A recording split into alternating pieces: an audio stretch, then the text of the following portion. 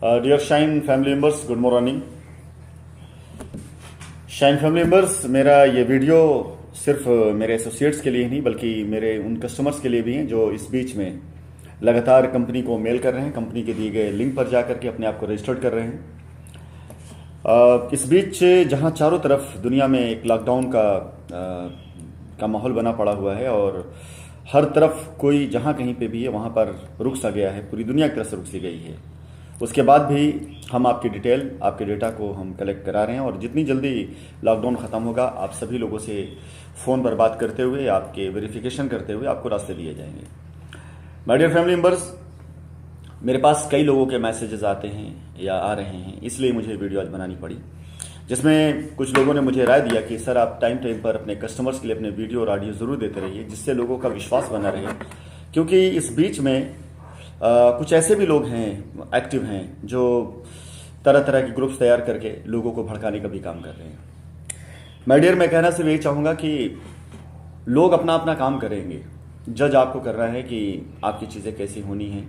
मैं आपको बार बार आकर के इसलिए विश्वास दिलाना चाहता हूँ कि शाइन की जो ईजाद हुई थी, शाइन की जो उत्पत्ति हुई थी, वो कभी भी इस बात को लेकर के नहीं हुई थी कि शाइन अपने हित के लिए ही केवल काम करेगा, बल्कि शाइन ने अपने साथ काम करने वाले लोगों के लिए और अपने ग्राहकों के लिए हमेशा अपने हित को नीचे रखा और उनके हित को सर्वोपरि रखा।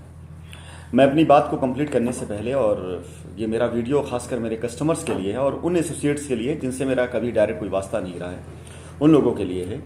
और इस वीडियो में मैं एक छोटी सी स्टोरी सुनाऊंगा, फिर अपनी बात रखूंगा और एक सीख देते हुए मैं अपनी वीडियो ख़त्म करूंगा। My dear family members, story सुनाना इसलिए ज़रूरी है कि हमारी ज़िंदगी में, हम हिंदुस्तानियों की ज़िंदगी में लोक कथाओं का बहुत असर होता है। कोई भी ऐसा बच्चा नहीं होगा जिसने अपने बचपने में कहानियाँ ना सुनी हो, और उन कहानियों को सुन करके ही हम अपनी ज़िंदगी में बहुत सी चीज़ों का सीख लेते हैं और बड़े होते हैं। कहानी कुछ इस तरह से कि एक बार एक बादशाह ने अपने 3 बेटों का इम्तिहान लेने के लिए उन्हें बुलाया और उसने कहा कि मैं आज आपकी बुद्धि की परीक्षा लेने वाला हूँ, और इस बुद्धि की परीक्षा में आप सभी लोगों को मैं एक पेड़ के बारे में बात करूंगा, एक पेड़ के बारे में बताऊंगा जो कि अपने राज्य में नहीं है। आपको देख कर के आना वो पेड़ कहाँ पर है, किस राज्य में है और कैसा दिखता है। राजा ने अपने सबसे बड़े बेटे से कहा कि आप जा करके अनानास का पेड़ देख करके आइए कि ये पेड़ कैसा दिखता है, कैसा होता है, और मुझे आकर के बताइए। आपके पास 4 महीने का समय है। बड़ा राजकुमार जाता है और देख करके 4 महीने के बाद लौट करके आता है और राजा को जो अपनी रिपोर्ट देने जाता है तो राजा उसको मना करता है कि अभी मुझे तुमसे रिपोर्ट नहीं चाहिए, मुझे तुमसे रिपोर्ट लास्ट में, जब सबकी रिपोर्ट लूँगा तब तुमसे भी लूँगा। यही प्रक्रिया वो अपने दूसरे बेटे के साथ अपनाता है। दूसरा बेटा भी जाता है और 4 महीने बाद लौट करके आता है। राजा उसे भी कहता है कि जब तीसरा बेटा भी अपनी खोज पूरी करके आ जाएगा तब तुम बताना कि तुमने क्या देखा और अनानास का पेड़ कैसा दिखता है।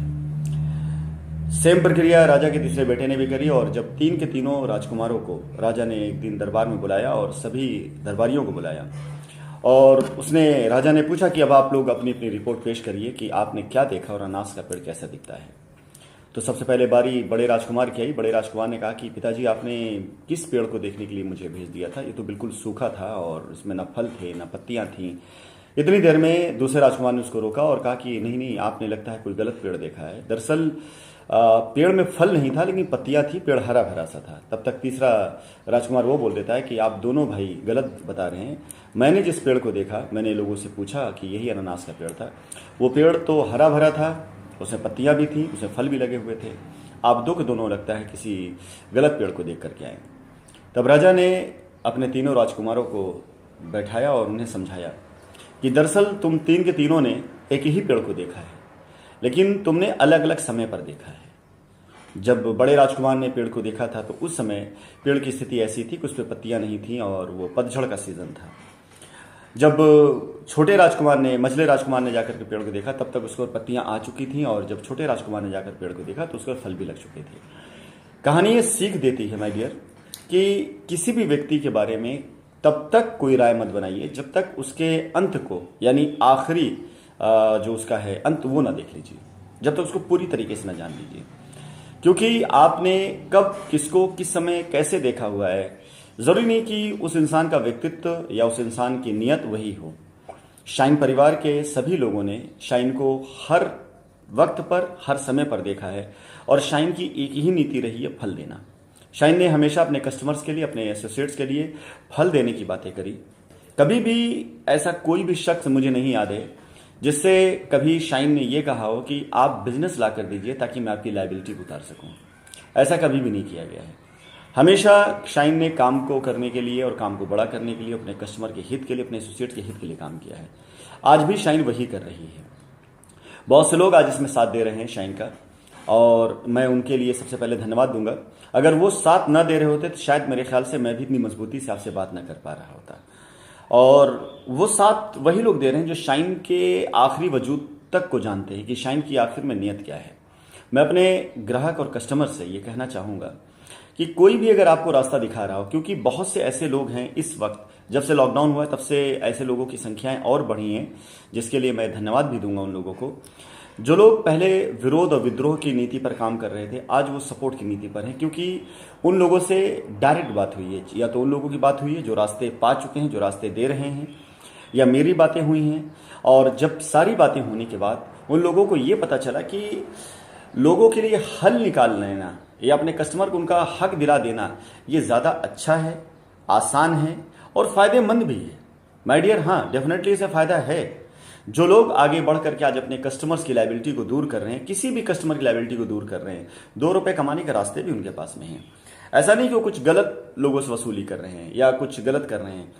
हमने जो रास्ते दिए उस रास्ते में हमने सारी चीज़ें दी हैं। 2 पैसे कमाने के भी रास्ता दिया हुआ है, कस्टमर की लायबिलिटी दूर करने का भी रास्ता दिया हुआ है, कस्टमर को सपोर्ट करने का भी रास्ता दिया हुआ है, और कैरियर भी दिया हुआ है। तो मैं अपने सभी कस्टमर से कहना चाहूँगा कि आपसे भी मेरा निवेदन है, इस लॉकडाउन में आप कतई परेशान मत होइए। जिस दिन भी लॉकडाउन खुल जाएगा उस दिन आपको हमारा एक्शन दिखना शुरू हो जाएगा। मैं दुआ करता हूँ ऊपर वाले से कि जल्दी से जल्दी इस लॉकडाउन से हम फ्री हो जाएं, और जो परिस्थितियाँ दिखाई दे रही हैं उससे लगता है कि शायद अभी लॉकडाउन और आगे जाएगा, बढ़ेगा, जिसमें हम सबको सपोर्ट करना भी चाहिए। लेकिन जिस दिन भी लॉकडाउन ख़त्म होगा, हमारी तैयारी ऑलरेडी पहले से चल रही थी, हमें कुछ करना नहीं है।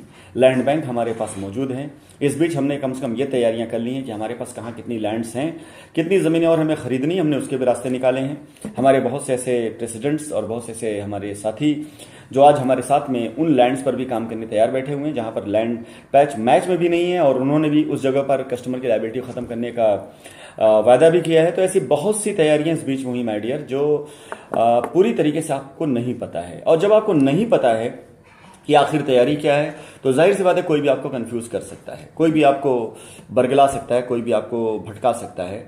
मैं आप सभी से निवेदन करना चाहूँगा, आपकी डिटेल मेरे पास आ रही हैं, बहुत सी डिटेल्स मेरे पास एसोसिएट्स के जरिए आ रही हैं, बहुत सी डिटेल मेरे पास प्रेसिडेंट जरिए आ रही है।